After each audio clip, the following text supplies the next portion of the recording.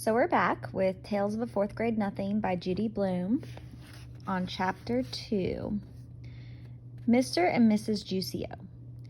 One night my father came home from the office all excited. He told us Mr. and Mrs. Yarby were coming to New York. He's the president of the Juicio Company. He lives in Chicago. I wondered if he'd bring my father another crate of Juicio. If he did, I'd probably be drinking it for the rest of my life.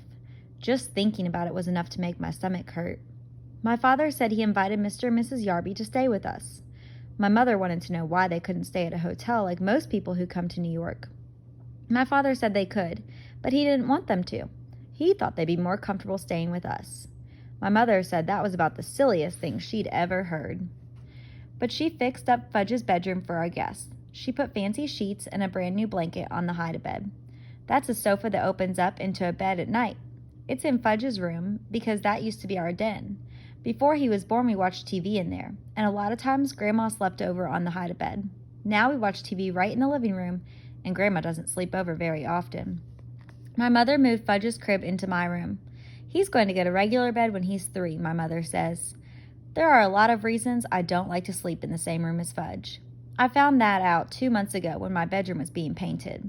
I had to sleep in Fudges' room for 3 nights because the paint smell made me cough. For one thing, he talks in his sleep. And if a person didn't know better, a person could get scared. Another thing is that slurping noise he makes. It's true that I like to hear it when I'm awake, but when I'm trying to fall asleep, I like things very quiet. When I complained about having to sleep with Fudge, my mother said, "It's just for 2 nights, Peter." "I'll sleep in the living room," I suggested, "on the sofa, or even a chair." "No," my mother said, "you will sleep in your bedroom, in your own bed." There was no point in arguing. Mom wasn't going to change her mind. She spent the day in the kitchen. She really cooked up a storm. She used so many pots and pans, Fudge didn't have any left to bang together, and that's one of his favorite pastimes, banging pots and pans together. A person can get an awful headache listening to that racket. Right after lunch, my mother opened up the dinner table. We don't have a separate dining room. When we have company for dinner, we eat in one end of the living room. When Mom finished setting the table, she put a silver bowl filled with flowers right in the middle. I said, "Hey, Mom, it looks like you're expecting the president or something." "Very funny, Peter," my mother answered. Sometimes my mother laughs like crazy at my jokes. Other times she pretends not to get them. And then there are times when I know she gets them, but she doesn't seem to like them. This was one of those times, so I decided no more jokes until after dinner. I went to Jimmy Fargo's for the afternoon.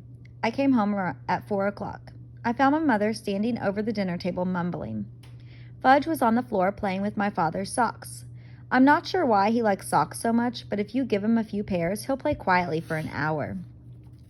I said, "Hi, Mom, I'm home." "I'm missing 2 flowers, my mother said. I don't know how she noticed that 2 flowers were missing from her silver bowl, because there were at least a dozen of them left. But sure enough, when I checked, I saw 2 stems with nothing on them. "Don't look at me, Mom," I said. "What would I do with 2 measly flowers?" So we both looked at Fudge. "Did you take Mommy's pretty flowers?" my mother asked him. "No take," Fudge said. He was chewing on something.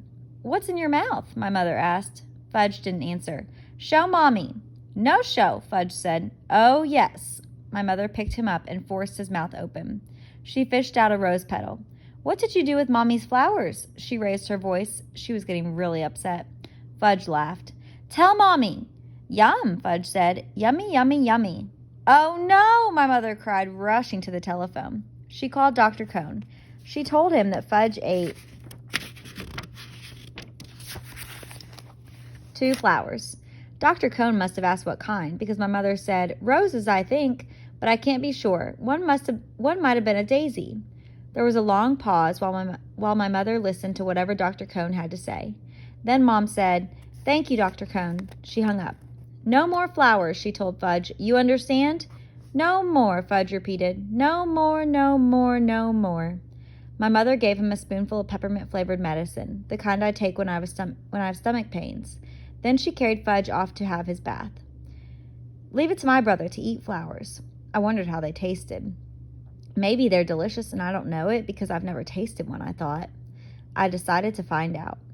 I picked off one petal from a pink rose. I put it in my mouth and tried to chew it up, but I couldn't do it. It tasted awful.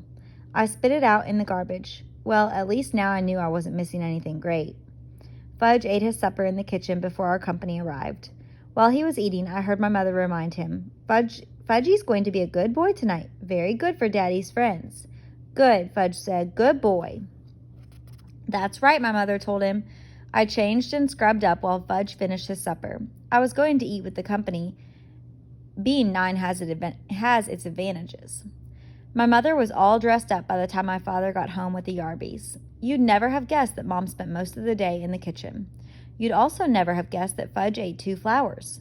He was feeling fine. He even smelled nice, like baby powder. Mrs. Yarby picked him up right away. I knew she would. She looked like a grandmother. That type always makes a big deal out of Fudge. She walked into the living room cuddling him. Then she sat down on the sofa and bounced Fudge around on her lap. Isn't he the cutest little boy? Mrs. Yarby said. I just love babies. She gave him a big kiss on the top of his head. I kept waiting for somebody to tell her Fudge was no baby, but no one did. My father carried the Yarby suitcase into Fudge's room. When he came back, he introduced me to our company. This is our older son, Peter, he said to the Yarbies. I'm 9 and in 4th grade, I told them. How do, Peter? Mr. Yarby said.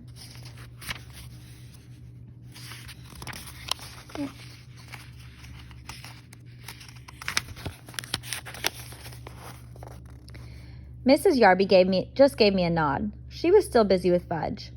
I have a surprise for this dear little boy, she said. It's in my suitcase. Should I go get it? Yes, Fudge shouted. Go get. Mrs. Yarby laughed, as if that was the best joke she had ever heard. I'll be right back, she told Fudge. She put him down and ran off to find her suitcase. She came back carrying a present tied up with a red ribbon. Oh, Fudge cried, opening his eyes wide. Goody! He clapped his hands. Mrs. Yarby helped him unwrap his surprise. It was a wind-up train that made a lot of noise. Every time it bumped into something, it turned around and went the other way. Fudge liked it a lot. He likes anything that's noisy. I said, That's a nice train. Mrs. Yarby turned to me. Oh, I have something for you too, Peter, I reminded her. My name is Peter. Yes, well, I'll go get it. Mrs. Yarby left the room again. This time she came back with a flat package. It was wrapped up too, red ribbon and all. She handed it to me. Fudge stopped playing with his train long enough to come over and see what I got. I took off the paper very carefully in case my mother wanted to save it. And also to show Mrs. Yarby that I'm a lot more careful about things than my brother. I'm not sure she noticed. My present turned out to be a big picture dictionary, the kind I liked when I was about 4 years old. My old one is in Fudge's bookcase now. I don't know much about big boys, Mrs. Yarby said, so the lady in the store said a nice book would be a good idea. A nice book would have been a good idea, I thought, but a picture dictionary? That's for babies. I've had my own regular dictionary since I was 8. But I knew I had to be polite, so I said, Thank you very much. It's just what I've always wanted. I'm so glad, Mrs. Yarby said. She let out a long sigh and sat back on the sofa. My father offered the Yarbies a drink. Good idea, Mr. Yarby said. What'll it be? My father asked. What'll it be? Mr. Yarby repeated, laughing. What do you think, Hatcher? It'll be Juicy-O. That's all we ever drink. Good for your health. Mr. Yarby pounded his chest. Of course, my father said, like he knew it all along. Juicy-O for everyone. My father told my mother. She went into the kitchen to get it. While my father and Mr. Yarby were discussing Juicy-O, Fudge disappeared. Just as my mother served everyone a glass of Mr. Yarby's favorite drink, he came back. He was carrying a book, my old worn-out picture dictionary, the same as the one the Yarbies just gave me. See, Fudge said, climbing up on Mrs. Yarby's lap. See book. I wanted to vanish. I think my mother and father did too. See book. Now Fudge held it up over his head. I can use another one, I explained. I really can. That old one is falling apart. I tried to laugh. It's returnable, Mrs. Yarby said. It's silly to keep it if you already have one. She sounded insulted, like it was my fault she brought me something I already had. Mine, Fudge said. He closed the book and held it tight against his chest. Mine. It's the thought that counts, my mother said. It was so nice of you to think of to think of our boys. Then she turned to Fudge. Put the book away now, Fudgy. Isn't it Fudgy's bedtime? My father hinted.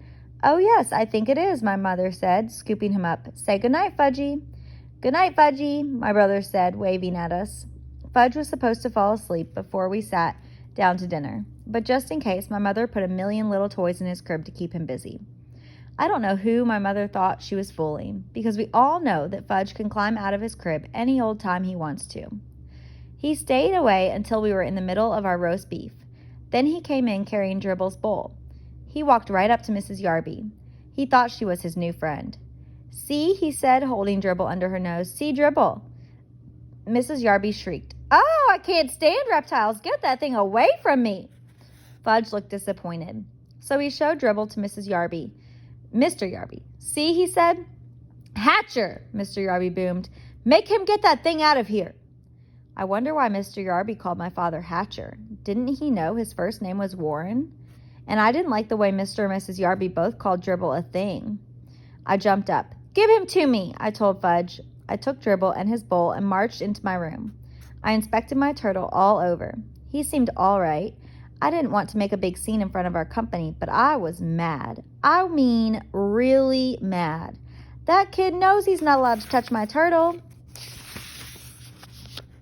Peter, my father called, come and finish your dinner. When I got back to the table, I heard Mrs. Yarby say, it must be interesting to have children. We never had any ourselves. But if we did, Mr. Yarby told my father, we'd teach them some manners. I'm a firm believer in old-fashioned good manners. So are we, Howard, my father said in a weak voice. I thought Mr. Yarby had a lot of nerve to hint that we had no manners. Didn't I pretend to like their dumb old picture dictionary? If that isn't good manners, then I don't know what is. My mother excused herself and carried Fudge back to my room. I guess she put him into his crib again. I hoped she'd told him to keep his hands off my things. We didn't hear from him again until dessert. Just as my mother was pouring the coffee, he ran in wearing my rubber gorilla mask from last Halloween. It's a very real-looking mask. I guess that's why Mrs. Yarby screamed so loud. If she hadn't made so much noise, my mother probably wouldn't have spilled the coffee all over the floor. My father grabbed Fudge and pulled the gorilla mask off of him. That's not funny, Fudge, he said. Funny, Fudge laughed. Funny, funny, funny, Fudgy. Yes, sir, Hatcher, Mr. Yarby said. Old-fashioned manners. By that time, I'm sure my father was sorry the Yarbys weren't staying at a hotel. I finally got to bed at 10. Fudge was in his crib slurping away. I thought I'd never fall asleep, but I guess I did. I woke up once when Fudge started babbling. He said, boo bob mum mum ha ba she, whatever that means. I didn't even get scared. I whispered, shut up, and he did. Early the next morning, I felt something funny on my arm. At first, I didn't wake up. I just felt this little tickle. I thought it was part of my dream, but then I had the feeling somebody was staring at me, so I opened my eyes. Fudge was standing over me, and Dribble was crawling around on my arm. I guess Fudge could tell I was about ready to kill him because he bent down and kissed me. That's what he does when my mother's angry at him. He thinks nobody can resist him when he makes himself so lovable. And a lot of times it works with my mother, but not with me. I jumped up, put Dribble back in his bowl, and smacked Fudge on his backside. Hard. He hollered. My father came running into my room. He was still in his pajamas. He whispered, "What's going on in here?" I pointed at Fudge, and he pointed at me. My father picked up my brother and carried him off. "Go back to sleep, Peter. It's only 6 o'clock in the morning." I fell asleep for another hour, then woke up to an awful noise. It was Fudge playing with his new train. It woke up everybody, including the Yarbys. But this time, there was nobody they could blame. They were the ones who gave Fudge the train in the first place. Breakfast was a very quiet affair. Nobody had much to say. Mr. Yarby drank 2 glasses of Juicio. Then he told my father that he and Mrs. Yarby had their suitcase packed. They were leaving for a hotel as soon as breakfast was over. My father said he understood, that the apartment was too small for so many people. My mother didn't say anything. When Mr. Yarby went into Fudge's bedroom to pick up his suitcase, his voice boomed, "Hatcher!" My father ran toward the bedroom. My mother and Mrs. Yarby followed him. I followed them.